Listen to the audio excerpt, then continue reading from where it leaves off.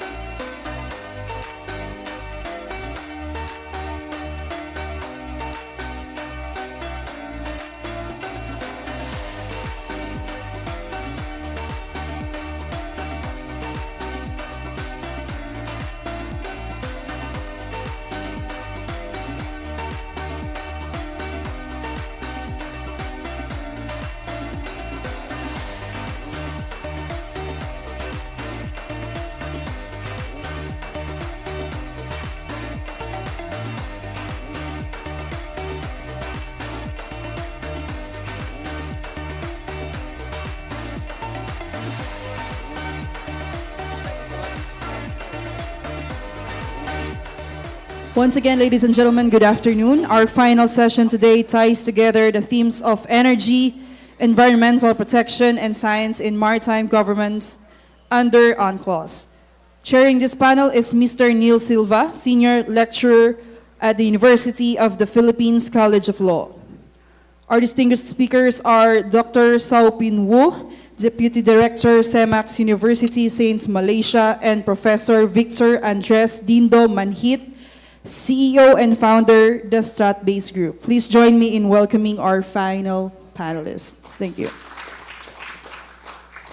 Okay, good afternoon, everybody. I am sure that at 3:30 p.m. we are spellbound by the possibility of having a riveting conversation concerning the marine environment and marine scientific research and energy security. And the electrifying atmosphere of the room is very inspiring to us. Question, what does marine environment have to do with security? The answer has to be 0 to 100. First of all, if we talk about it from, 50 to 100, because if we talk about it from the perspective of traditional security, then the marine environment really provides the push factor that would lead to instability. For example, if the marine environment is neglected, for example, and fish catch collapses, then you can see incidences of poverty that would become the push factors for instability and transnational crime, as well as other non-traditional security threats. In addition, of course, is that the problems of the marine environment themselves are a distinct security threat to human populations and economic life in the region, especially in Southeast Asia. Southeast Asia is characterized by a heavy density of flora and fauna species, and therefore are also a heavy vulnerability to ecosystem threats, as well as, by virtue of its location, a high incidence of natural disasters and diastrophic phenomena, but at the same time also a high potential for resolving these phenomena because of the increasing economic capacity of Southeast Asian countries to invest in energy efficiency, in the green energy transition, and in other steps that would ameliorate these challenges. And to discuss this, we are joined by two excellent professionals and intellectuals. First, we have Dr. Abe Wu, Deputy Director of the Center for Maritime and Coastal Studies of the University Sains Malaysia. And after him, it will be Professor Victor Dinto-Manhit, founder of the Strat-based group, and I may add, personally, one of the key defenders of the rules-based order in the Philippines. So, this is how we will proceed. First, we will have we have a third member of the group. Unfortunately, due to unforeseen circumstances, he is unable to join the panel, therefore giving us extra time to listen to our esteemed panelists, if they so choose. So first, our panelists will speak for upwards of 10 minutes each, 10 to 15 minutes each. After which, we will have a brief spate of 15 to 20 minutes of moderator-led questions. And thereafter, we will have questions from the floor. So to proceed, we will have Dr. Abe Wu. Thank you. Thank you, Mr. Chair. Can I stand if I, right? Been sitting too long. Thank you for inviting me. By nature of my training, I'm a marine scientist. Nothing to do much with policy. But I bring a narrative that perhaps it will be interesting, hopefully. Now, Attorney Silva tasked us about 5 minutes of presentation. Then this morning he said 12 minutes. I prepared only slides for 5 minutes. But being lecturers, so we can speak for hours without slide. But I promise you not to bore you. I like to start again to bring us back. That is what is important. Now, I removed every single description on this map that usually you will see to remind us that if we are talking about the marine environment and talking about ecosystem, you cannot put a name on it, you cannot put a border in it. Political borders are made by humans, right? Anything, we heard about the fishes. Fishes do not need passport to go from one country to another. That is for sure. The juveniles of the coral that we heard about can go wherever they need to go according to the marine ecosystem. So, reminding us that this piece of ocean or sea that we are talking about, it's fluid, right? So I always remember, if you can't remember anything of my presentation, remember there are always 3 things to remember, okay? So the 3 elements of the sea, I always like to give this in Oceanography 101. Water flows, right? It flows. And the sea is interconnected with each other. It flows on the right of me, then you have the Pacific, and then on the left you have the Indian Ocean. And it has no boundaries, no political boundaries to be sure. I don't like to put the word political there. But it has no boundaries except for land. So remember that these 3 elements, whenever we think about policy making, we think about the people who use this area, right? The ecosystem do not respect your law. They respect their own law. That is from a marine scientist's point of view. Bringing back again, the very important thing that why we are doing this. If you look at the area that is red, scientists talk needs data, right? Just keep it simple. The redder it is, the higher biodiversity it is. Biodiversity means the different type of species. You can see we are actually the custodian of the world's marine biodiversity.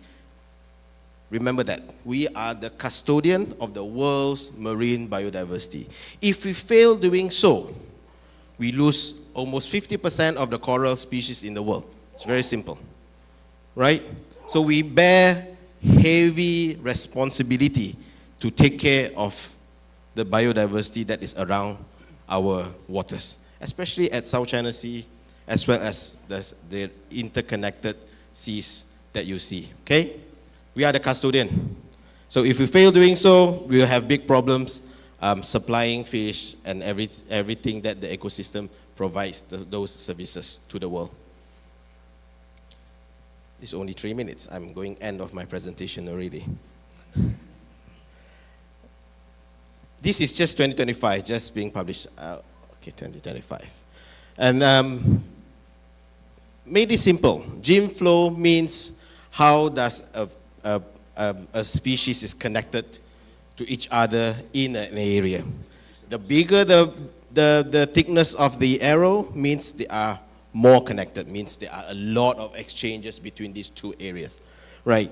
As you can see, one species can travel all around South China Sea. Doesn't matter your 200 nautical miles, your 12 nautical miles, marginal sea, your bed, they don't care, right?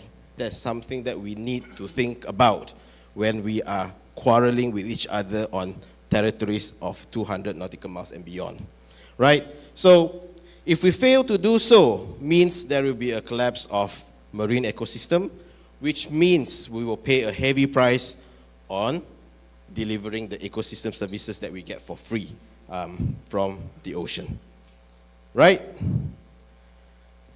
And probably this is not so interesting because the last session had talked about the fish. So I'm looking at, this is just telling you fishing efforts, where are the coral reef area, where are the reef, where are the areas that is heavily being used in order to feed people around this region. And you must understand, South China Sea will be the basket, the food basket of the region. Yeah. Talk whatever you like, you can change to eating chicken or anything that's land-based, but we are the world's most highly dependent on seafood up to now, till today, and we project in the future so, right? So if we fail to do this kind of protection in this area, we're going to have serious problem with our food security. Forget about Planet B, forget about the ideals of that we can grow our food on land itself. It's not going to be happen. And take it that we have done enough projection that no, it's not going to be enough, right? The sea area is going to be where we're going to derive most of our food from. And the last two slides will be, don't need to read about anything. Climate change is going to be a big thing. We have not heard about these two words in this session for the whole day, but 2 times. I remember I counted twice. People talk about climate change, but this is going to be an impending problem. Either it's going to help us solve a lot of problem, or it will bring us doomsday problem. Not doomsday, but doomsday problem. If you can't remember anything, again, 3 things to remember. The threats to our ocean in terms of climate change. The sea is going to be warmer. The sea is going to be sour, means the pH is going down, and the sea is going breathless, anoxic area. These 3 is going to be our biggest problem in South China Sea in terms of marine ecosystem. And again, failing to do such protection, failing to deal with this, we face big problems on food security and many other more marine ecosystem services that is providing for us for free. For that, if you can't remember anything, just remember 3 things. The sea flows, is interconnected, it has no boundaries. Means there's no political boundaries. 3 impending threats. Climate change means the sea is going to be warmer, it's going to be sour, it's going to be breathless. Okay, for that, I just stop here, and then perhaps we can bring the discussion to the panel. Thank you very much, Chair. Thank you very much, Dr. Wu, for that for what amounts to both a framing of the narrative concerning the maritime issues of Southeast Asia, which is it is essentially transboundary in character, and it is essentially shared essentially a shared problem. Now, for our next presentation, it will be Professor Manhit of the Strat-based group. Sir.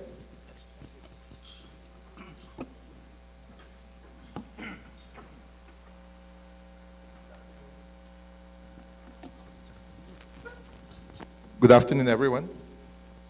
The oceans have shaped the histories, cultures, and economies of Southeast Asia. I speak of vital trade routes, to growing concerns over maritime, environmental degradation.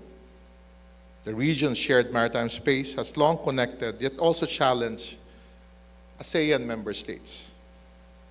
Today, securing our seas, ensuring their sustainability is no longer just a national concern. It is a common regional imperative. The threats we face cut across borders. They demand collective solutions. That is why strengthening maritime governance across ASEAN is critical. And we thank the organizers for putting this in focus in this session. The Philippines, as a maritime nation at the front line of both environmental challenges and geopolitical tensions, bring valuable experience to this effort. This is what I will be discussing in the next few minutes, and thank you for the extended time, Chairman Neil, how the Philippines' experience can contribute to a regional vision for maritime governance. At the Strat-Based Institute, for more than 2 decades, we continuously assess the evolving geopolitical and geo-economic landscape of the Philippines within the broader Indo-Pacific region. In our analysis, we have identified 8 key risks and opportunities shaping our country's and region's future. Among these are geopolitical and asymmetric challenges, geo-economic confrontation, where national security and economic security intersect in trade and investment dynamics, and the intensifying impacts of extreme weather, natural disasters, and the climate crisis, which underscore the urgent need for strategic climate action. We are a maritime and archipelagic nation. The Philippines spans 2.2 million square kilometers of water.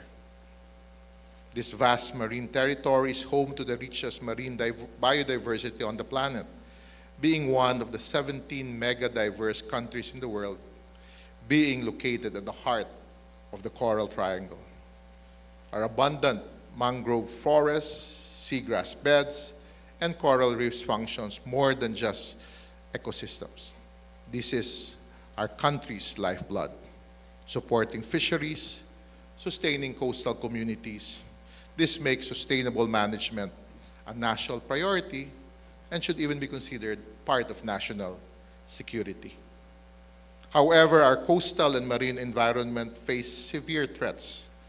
Among these are plastic pollution, illegal, unreported, and unregulated fishing, climate change impacts such as stronger typhoons and rising sea levels also disrupt marine and coastal ecosystems. The weak enforcement of environmental laws also continues to hinder vital efforts towards marine protection and conservation. Most notably, however, the illegal entry of foreign vessels swarming into Philippine waters has emerged as a critical threat, causing extensive habitat destruction and the alarming depletion of marine resources. I wanted to point out this afternoon that the 2016 Arbitral Award, a landmark victory not just for the Philippines, but for the entire international community who believes on the rules-based order. It did not only invalidate China's baseless 9-dash line, but people failed to read the longer version,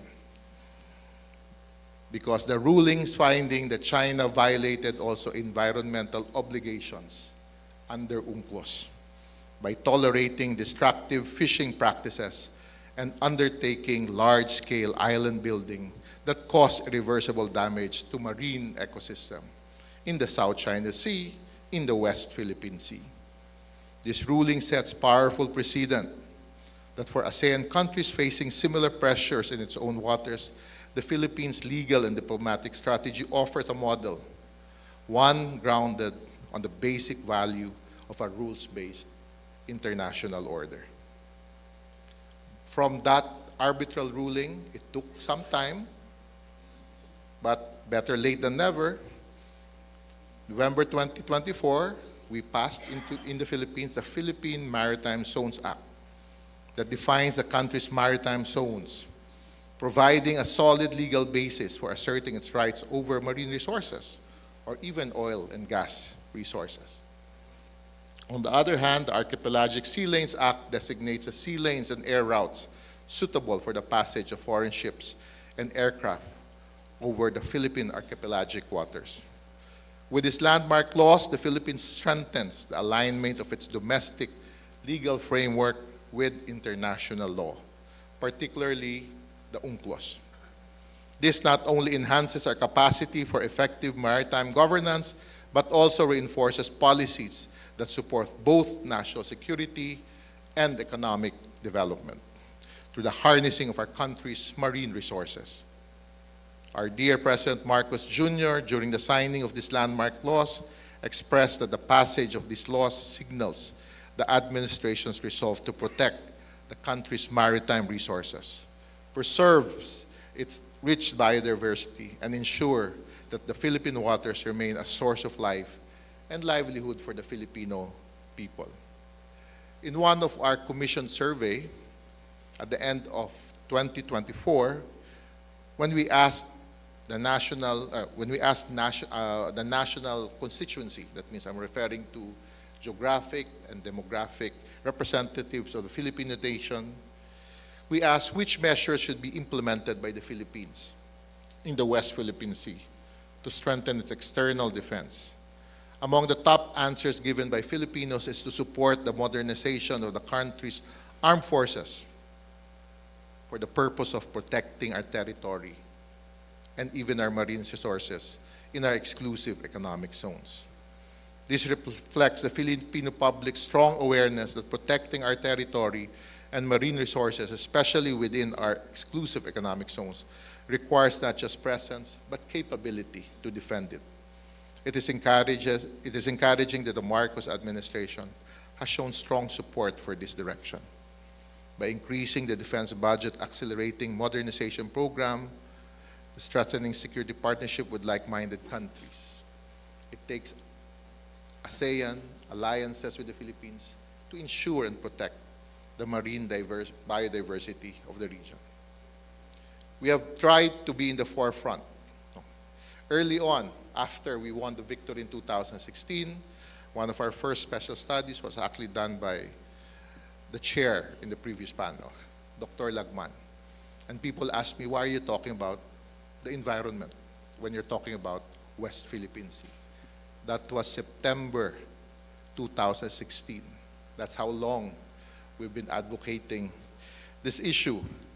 And I spoke on how, last time I spoke about this was that on how initiatives last 2023 on marine protection in the West Philippine Sea calls on the leadership and expertise of scientists and environmentalists to formulate and execute strategies that will sustain biodiversity and develop Philippine marine resources and the broader resources of the region. The environmental degradation of the West Philippine Sea due to unlawful and land reclamation activities, construction of artificial islands, and intrusions in our inclusive economic zones cannot and should not continue. It takes a whole of society approach when it comes to protecting our marine environment and securing our maritime domains. The Philippines cannot do it alone. It calls for a whole of society approach, one that brings together our public sector, our private sector, and the international community. Again, good afternoon, and thank you for the opportunity to speak in this conference.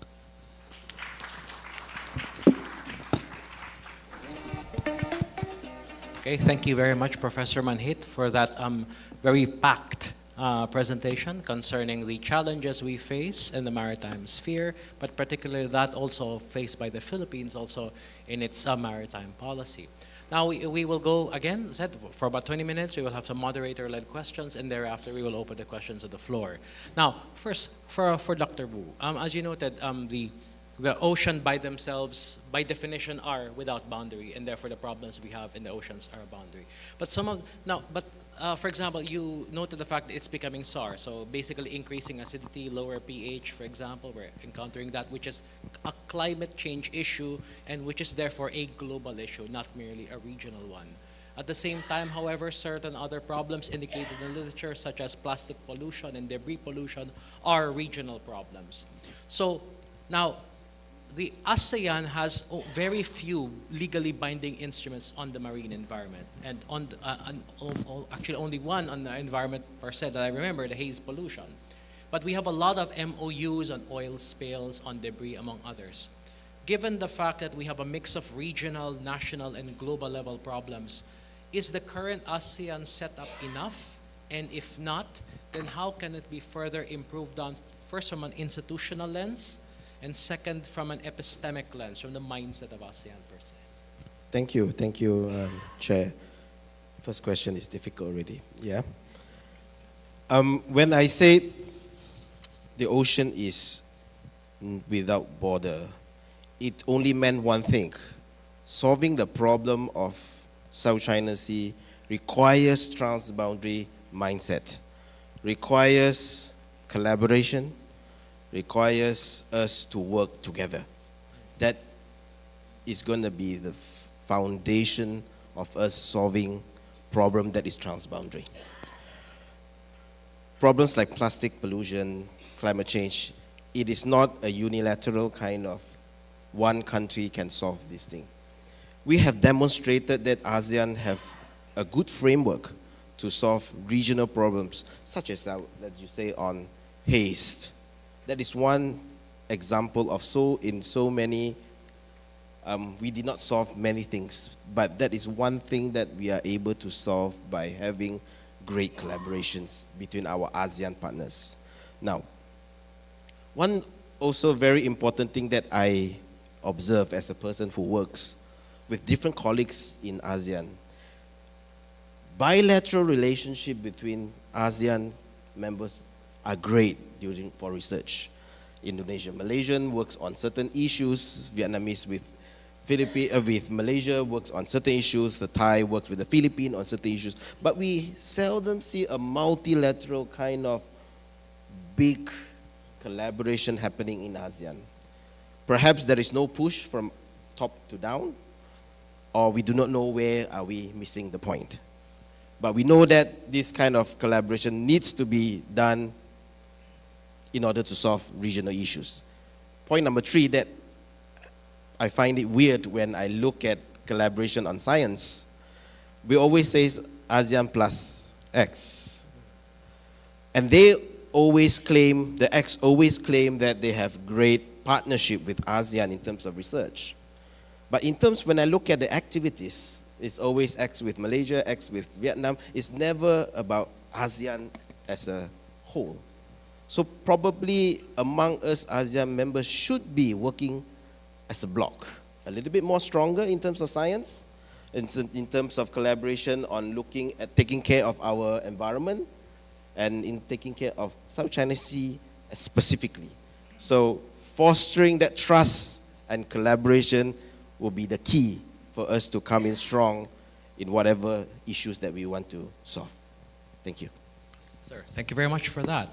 Now, building on that answer, but also on the presentation, sir, Dr. Manhit, Professor Manhit, insofar as the environmental problems we have are all common problems. Yes. Therefore, from a functionalist lens, this becomes the entry point for more ASEAN cooperation and unity.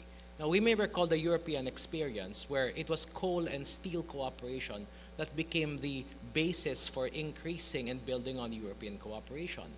From your perspective as a political scientist, is it possible to use our common environmental issue from a functionalist perspective as a basis for institution building in ASEAN, or do we need a further institutional and political steps first? I think we can. That's why my last slide was about working together locally, and the second step is for the region. And within ASEAN, the state, but even the private sector, the government, and international community, even beyond ASEAN, can work together. I agree with Dr. Abe that, oceans have no borders. The plastics that we see in the archipelago can flow in different ways to other ASEAN countries. The fishes, they just move around.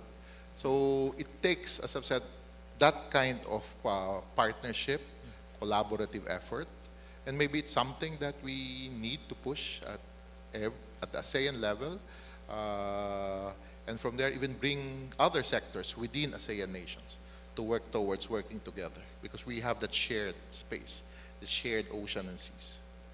Sure. Thank you very much for that, sir.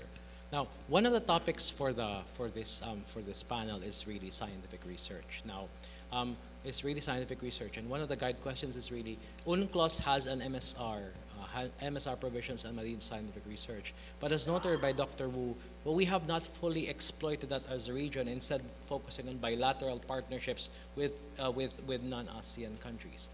But at the same time, we have structures like the ASEAN Ministerial Meeting on scientific research and scientific cooperation.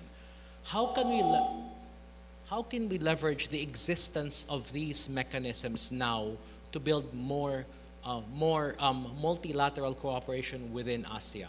Or should we focus on other mechanisms like the ASEAN University Network, among others?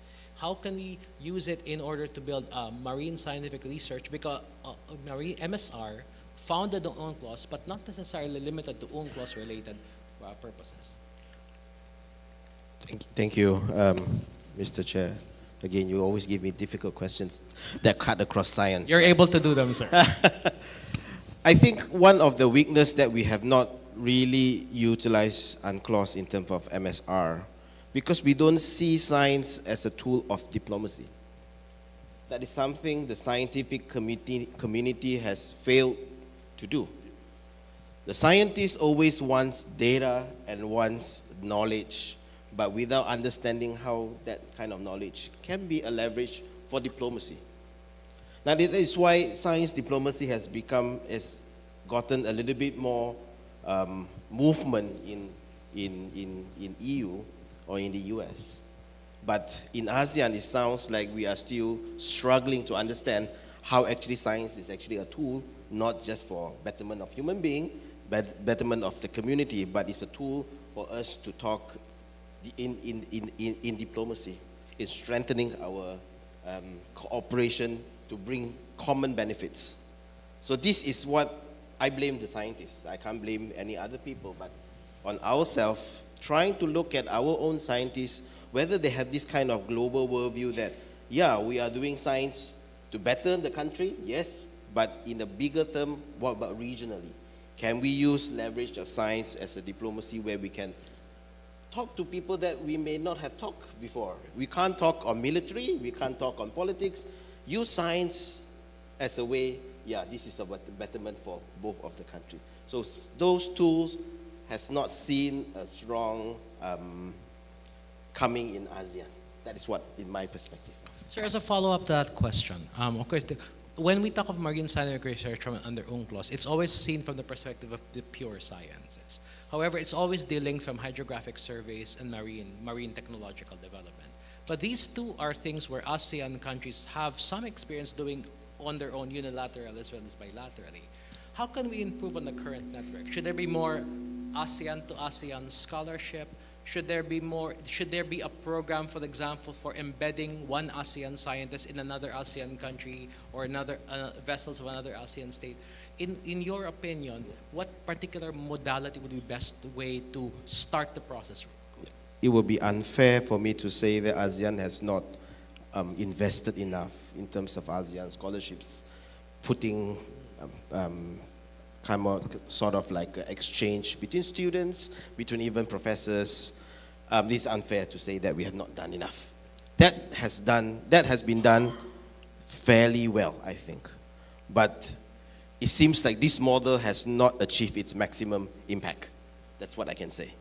So how do we then revise such modality and look forward for the next 20 years? How do we better this model in order to really to think about problems of the region, solve it regionally, not just looking at specific country kind of problem, oh, I want to solve it. So looking at the regional problem. Now start to look at regional problems. Can we gather together to to solve at regional level. So ASEAN has done great in leveraging, building capacity for young scientists, even mid-career scientists. But how do we then improve the model for us to have a little bit more close tie between ASEAN members? That's what I think. Sir, thank you, sir. Just to add to Dr. Abe, I think the scientific community could be the source of content for the highest level of policymakers and can even help shape the narrative of policy directions at the ASEAN level. When I was still active in the academic community, I used to tell my colleagues in the faculty when I was chair of a department that we cannot keep what we talk inside the university, what we develop. We have to step out. And stepping out is engaging policymakers. And maybe that's a first step for the scientific community. Then from there, step out beyond your national policymakers at the regional level and shape every ASEAN chairmanship, whoever is chairing that. Get that opportunity to push certain agenda. And that's where we can see scientific community affecting policy. Understanding the policy environment at the domestic and the regional level is important. And try to shape it with that end in mind. I think it's very, very important. Then we make the scientific community more relevant to the future.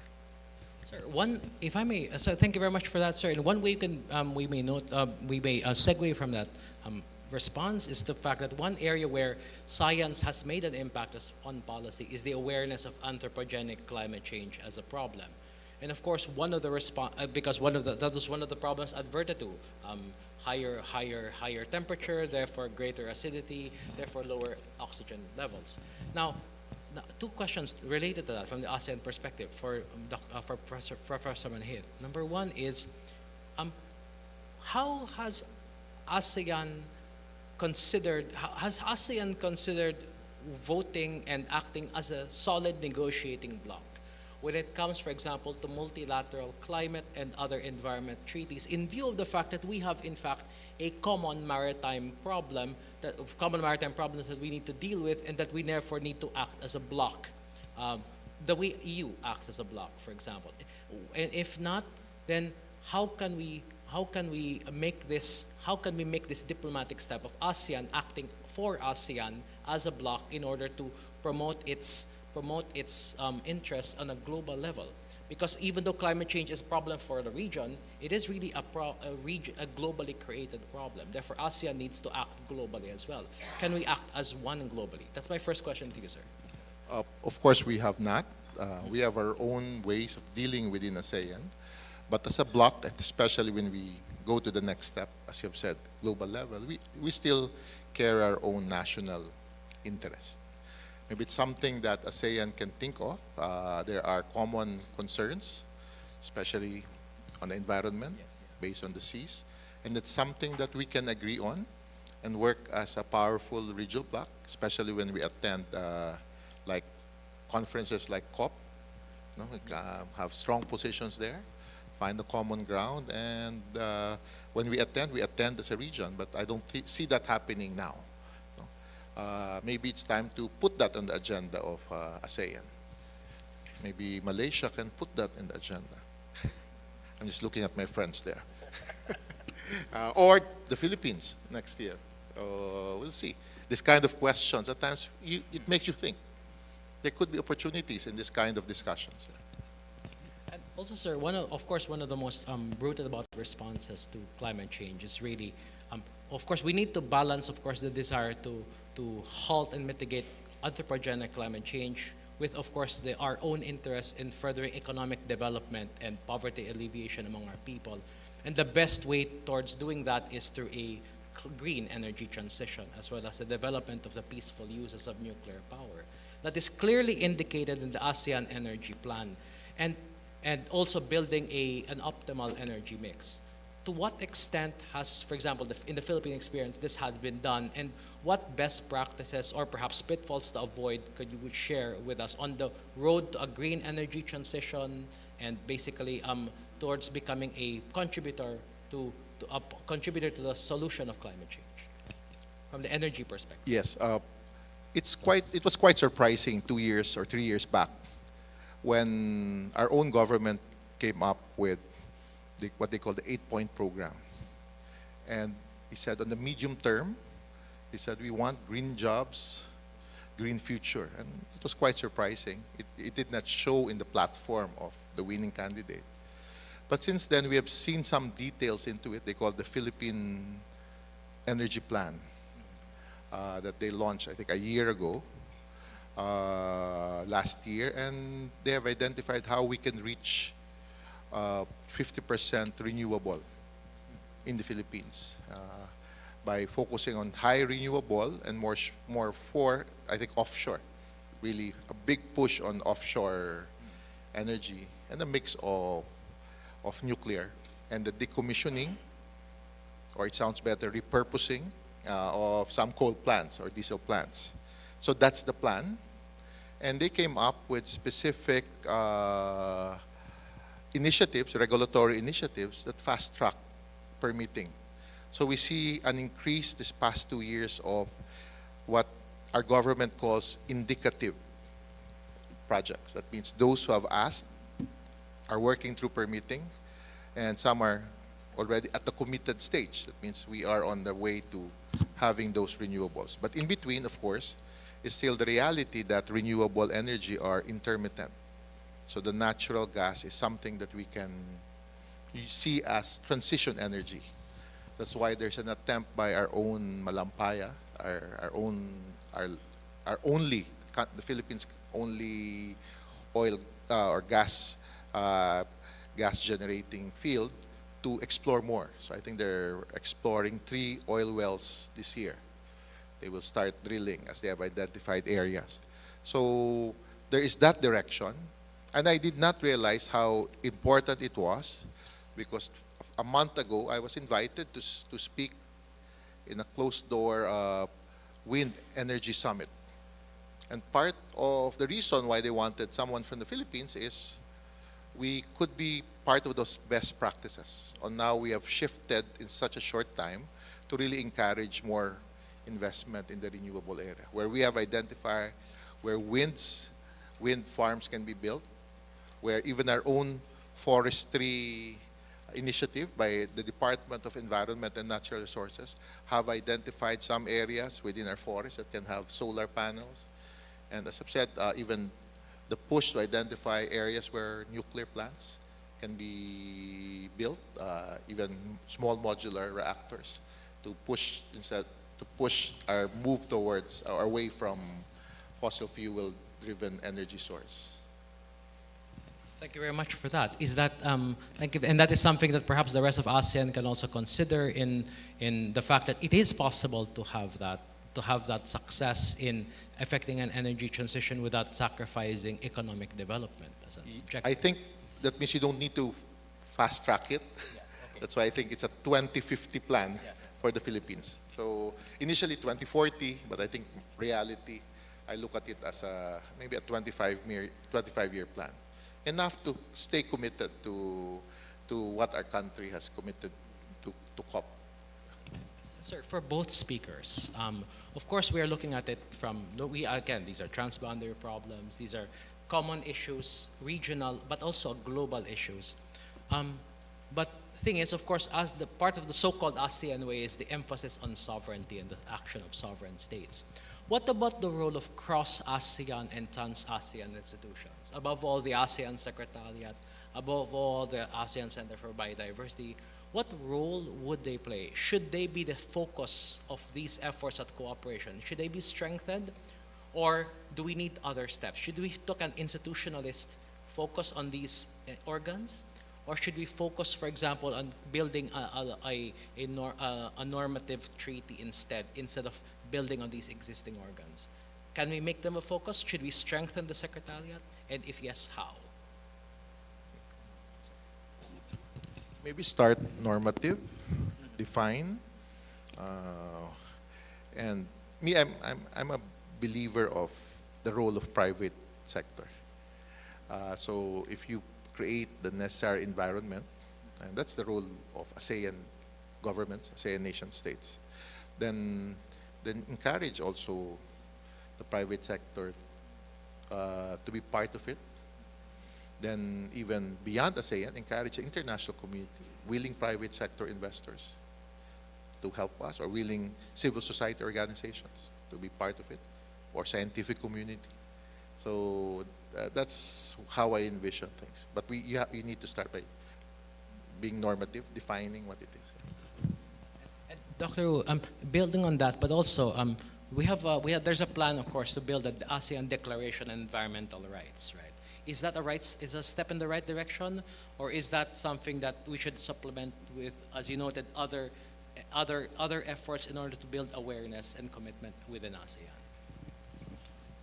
Strictly speaking, as a scientist, we have enough declarations, isn't it not? And yeah, no doubt declarations are great. Declarations are great on paper, but operationalized, action-oriented kind of declaration is what we dearly need. And I concur with Prof. Dindo says that normalize it first. Really identify what is the problem and what do we want to achieve. That's number one. And I'm a strong believer also in top-down as well as bottom-up.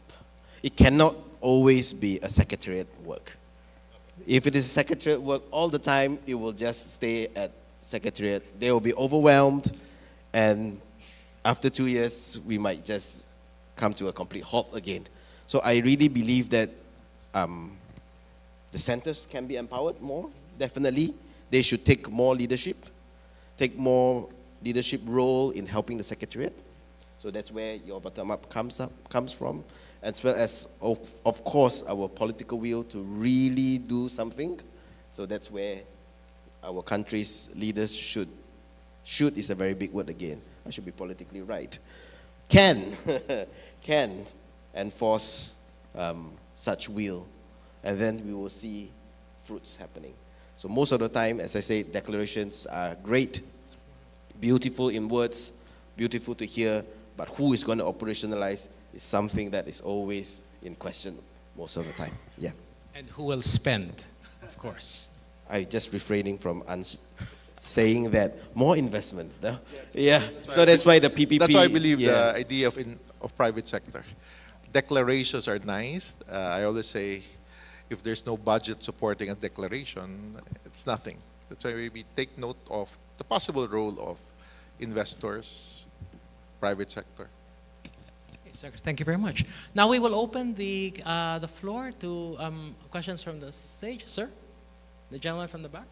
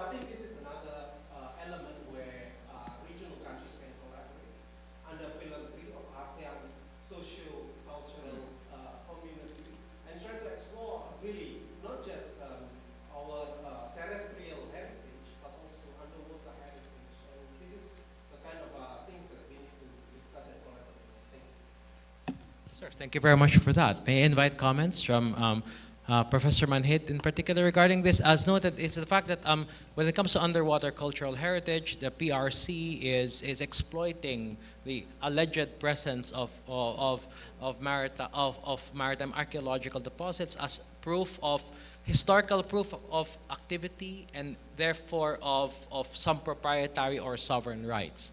To what extent can ASEAN work together to counter this? we can counter by, of course, I have a bias that, not because one claims that argument that works. That's why I am a great believer. When we built the case that was filed January 22, 2013, the whole idea there was we all relate to each other in ASEAN, in the broader ASEAN, in the Indo-Pacific, based on rules that we have accepted. So, because we know that the argument of China had no basis except their idea of history. That's why it's history. It's a story that they claim to be.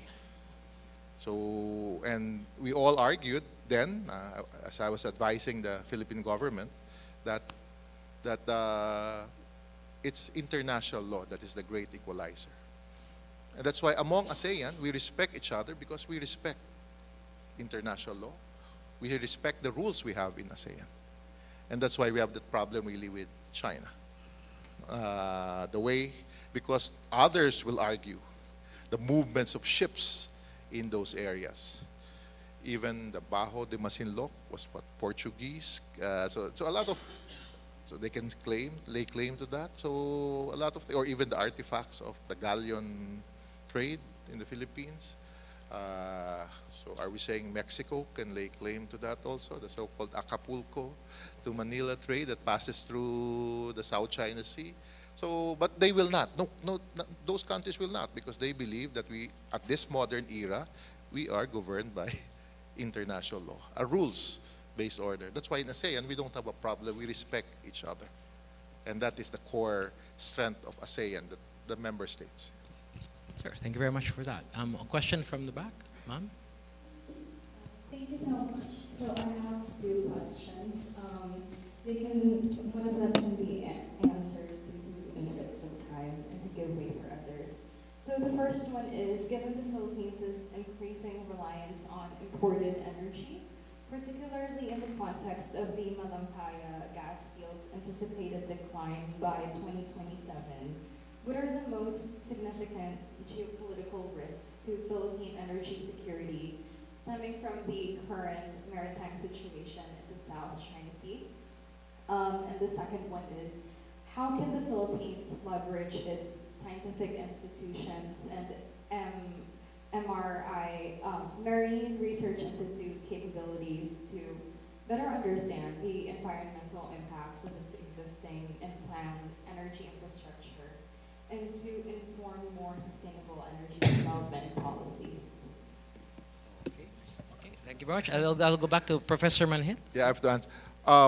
The Malampaya gas fields, it is perceived to be depleting. So there are two steps. And I speak not as an outside observer. I'm an advisor of that consortium. I wore many hats in this country. That's why we're drilling 3 oil fields within the Malampaya area. But in transition, Malampaya could be an LNG aggregator. That means LNG can flow, use its pipes, and takes care of. So we need to discuss. That's why just this week, we call them the ANGEA, the ASEAN Natural Gas Association is here, exploring how they can help identify ways where the Philippines can source gas. Or, that's why the past 2-3 years, given our push for renewable push, the natural gas players in the Philippines has also been quite aggressive to explore more. And the Department of Energy has been encouraging. And we have seen players from outside countries trying to look at different oil fields. And for our guest here, the reason why we really stood up for our exclusive economic zone is because of our desire to extract these resources for our own energy security. That was a story of beyond the so-called Scarborough Shoal, the 2012 harassment of our exploratory ships in the wreck to bank. But beyond that, of course, the push for renewables, I've said offshore winds, solar power. So it creates that balance, that energy mix that can provide energy security and nuclear energy. And that is where I believe the scientific community is critical.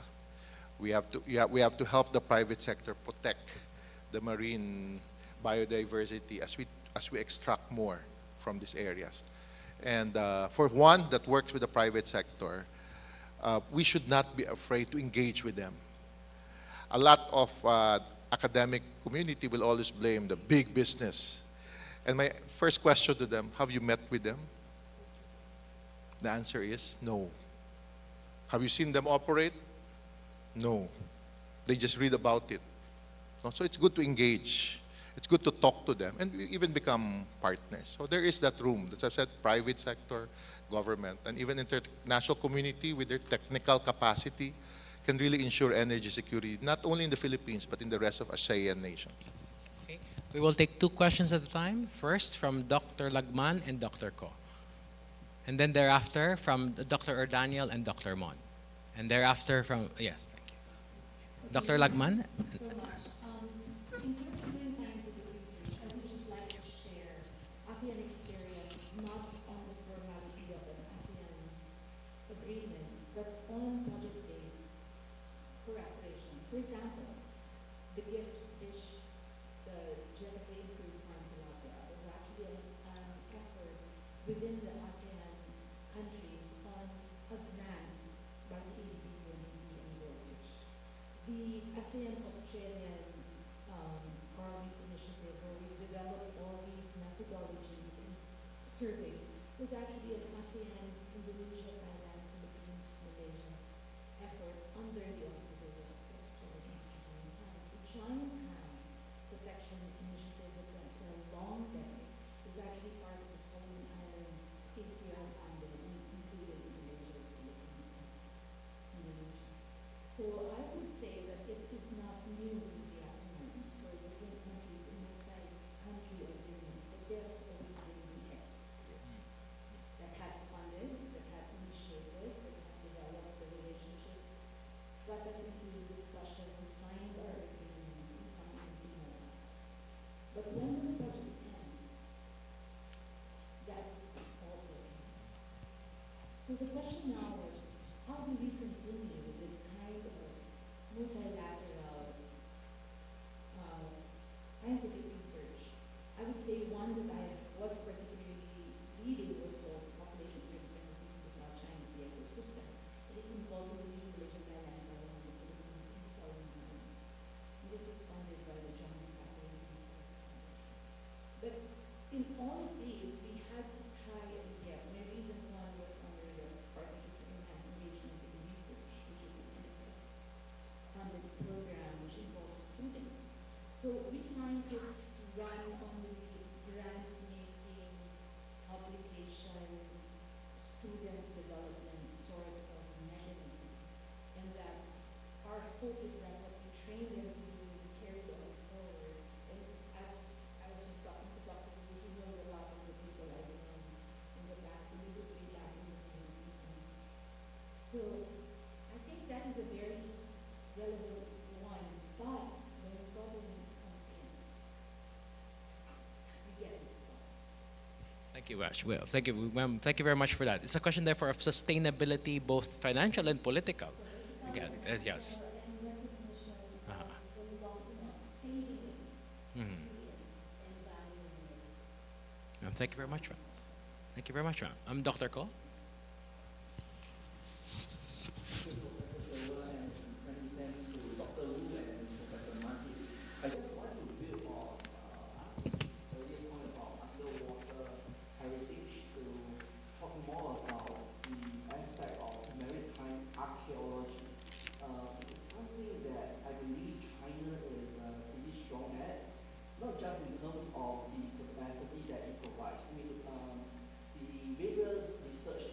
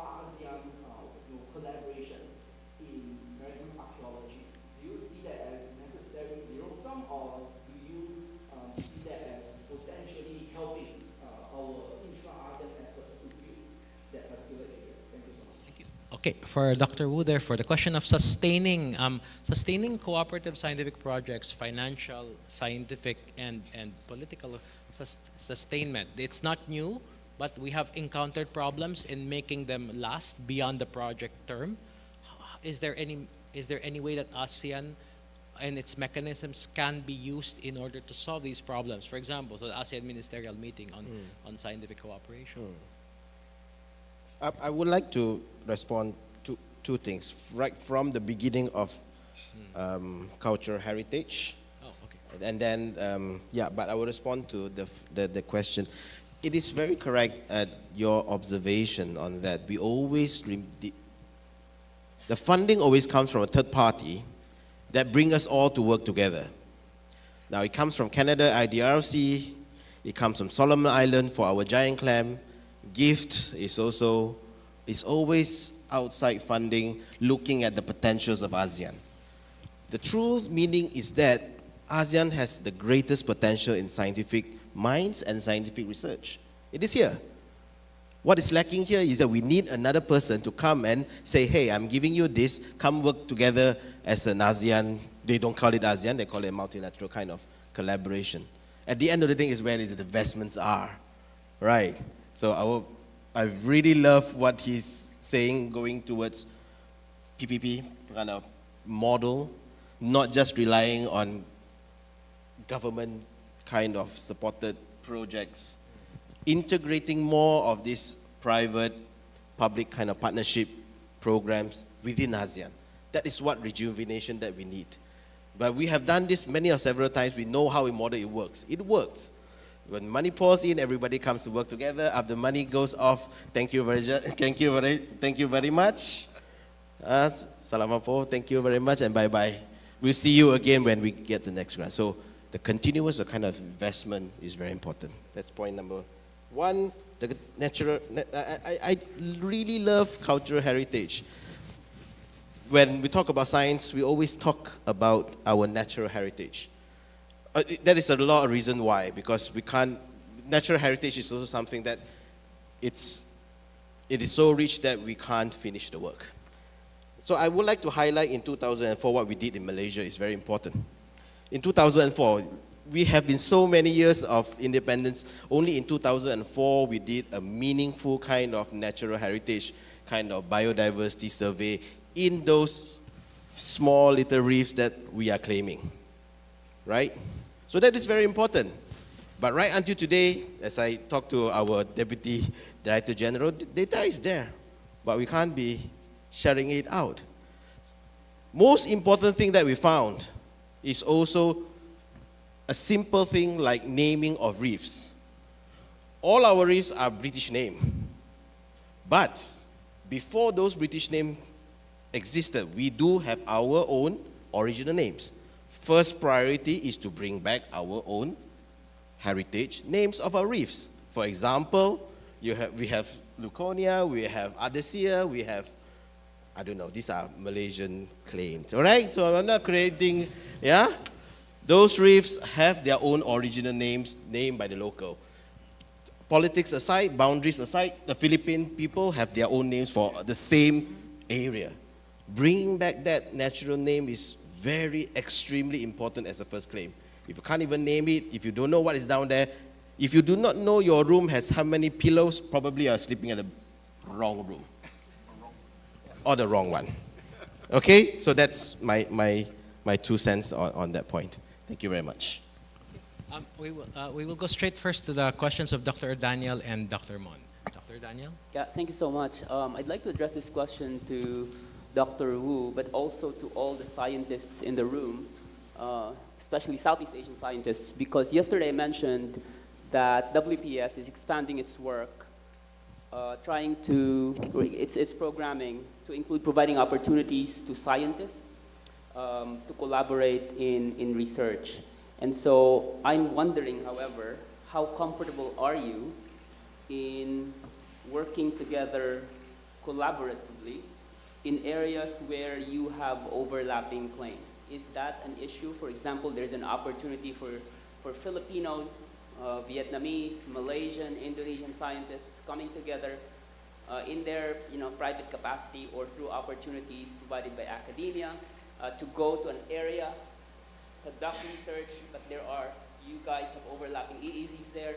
Is that going to be an issue, or are you comfortable with that because your goal is science and you don't really care about the territorial or maritime disputes? So just a curious question, because that is very helpful in how we think about engaging with the scientific community as we expand our programming. Thank you. Thank you. And Dr. Suaimon? Thank you, Sue from National University of Singapore. My question is relating to energy security. And for energy security in ASEAN, one of the initiatives of ASEAN is ASEAN Power Grid.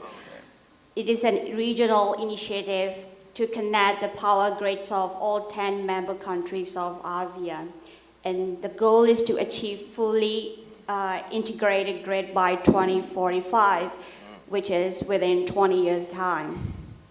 So while working towards that, would there be any policy and also legal reforms be required for this initiative to be effectively implemented?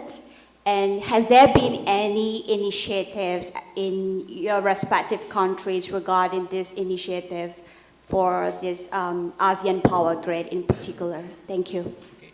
We will start with that question first, Professor Manhit. My understanding is that it's moving towards that direction, and the Philippines is of course the last mile because of our geographic and archipelagic. But I was just having a discussion last week with ASEAN Energy Secretariat, and they're quite positive in terms of outlook, because I've been hearing this discussion over a decade ago, and they said it's moving forward. So when they asked me, I said, of course, I think we have to accept that the Philippines will be our own last mile. But it's good that our southern part is now connected also in a national grid. So that's the closest to the rest of Southeast Asia. So I remain of the belief that it will happen soon, but we just have to be we have to take note of who will control the grid. Because I know for a fact that it's an outsider from ASEAN who's been proposing this. No, I will just whisper who. Maybe with C. Thank you very much for that. Now, Dr. Wu, speaking on behalf of all the scientists in the room, perhaps, what is the comfort level of scientists for you personally, for disputed areas, or are there parameters that scientists would observe or safeguards to be observed, do you think? Well, this is on camera, so I might lose my job. But no, on a serious note, this is exactly what I meant by science diplomacy, right? This is the hard decision. This is where science can really tell stories that despite we quarrel, despite we might want to strangle each other, there are commonalities that we can come. It's from science. Because scientists mostly are blind like what I am blind. We don't really look at territory. We really look at the sea. So I think it is possible. But I'm also speaking in front of my dear Deputy Director General, of course. I am subjected to tell Mr. DG, right, to rightly inform. But I think this is something that we can work towards too. It is very positive. This kind of initiative is exactly what Professor has been saying. We need this kind of ASEAN-driven science together. Solve this together, leverage it as a diplomacy, as science diplomacy, to really close rank and to see that we really see things in a similar, very, very similar way. And we can really resolve our differences, you know. Science is science. If you want to talk about territory, we can really resolve. But those kind of activities will really close the people together. And then our resolution will be much, much, much, much more family-like as what ASEAN is always be. Right, that's my response. Yeah. Thank you. Now we have, unfortunately, we have only about 2 minutes left, so I would like to invite, okay, one last question from the left. Him Resmay from the Cambodian Center for Regional Study. Thank you, the moderator and the two speakers for interesting the discussion. I have only two questions.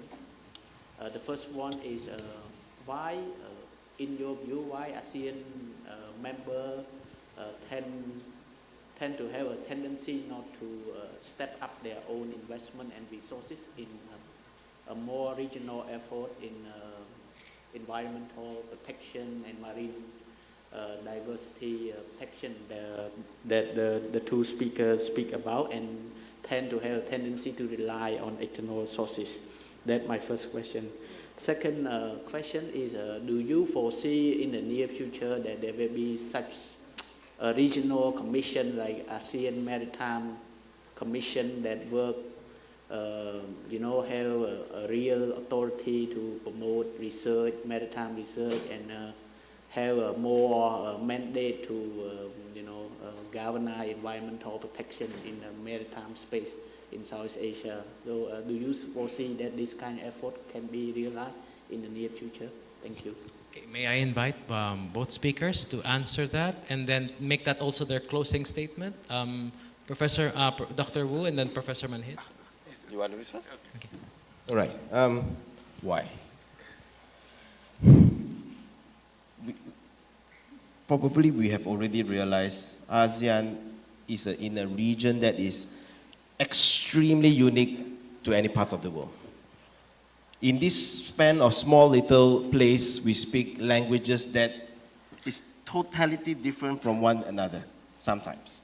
That's a very big thing we need to recognize. It's a uniqueness of us, but it's also something that may have hampered slightly a little bit of our understanding. That's number one. Number two, culturally we are also very different. Number three, our development level of each country in ASEAN is also very extremely different. That kind of disparity we cannot dispel. And in order for us to really close gap, we really need to help each other out here. We can't leave Cambodia alone, we can't leave Laos alone. Singapore can't just say, I'm nobody, I don't care about ASEAN. That kind of regional cooperation really has to be operationalized. I really like Professor has been saying, declaration is nice, but where is the actions? Right. So that is where I think where we always find that other people see our uniqueness. People want to capitalize how we do things here, but we ourselves have failed to really look at ourselves. Hey, this is what we are. We can really move this, and this could be just the golden model that the world can learn from ASEAN. There's a lot of things the world can learn from ASEAN despite our differences, but we have a very extremely unique people here, extremely unique partners here, work together and really show the world that this model really works for the world itself. That's my response, Professor. Professor Manhit? I totally agree that we need to collectively work together, member nations of ASEAN, especially in the issue of the topic of this panel, environmental protection, especially on the need for ASEAN scientific community to support this initiative. I've been involved in so many things, been in government, been outside government, and I've always asked for, after the statement, after the declaration, we need to take action. And in this case, the message should be, we need to take collective action. And at the core of it is the scientific community to help policymakers to make the decision, put resources collectively, and move it forward. Thank you very much. Now, what we have learned from this panel and from our excellent panelists is that we have, because of our common problems, it's no longer enough to stick to what one of our panels in the earlier panel called the old ASEAN way of focusing on informality, of being ASEAN as a community of interrelationships. Now we need to act with ASEAN as a community of interresponsibilities. So perhaps we are seeing today in this panel, in the previous panels, you might call it the beginning of a second founding of ASEAN with a new vision and a new idea. So I hope we can take that away from this panel and from the other panels. Thank you all very much, and please give a warm round of applause to our panelists. Thank you. Thank you to our final panelists and to all our today's speakers for the thoughtful insights and contributions. Sirs, sa ating mga panelists, you may stay on the stage for photo opportunity. Thank you.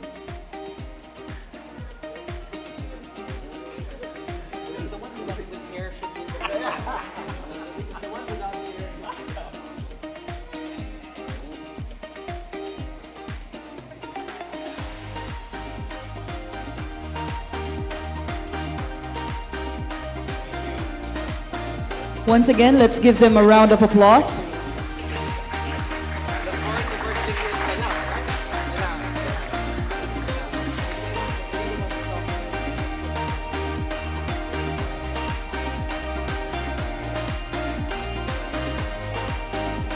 Ladies and gentlemen, that concludes our today's sessions. We look forward to seeing you again tomorrow for another day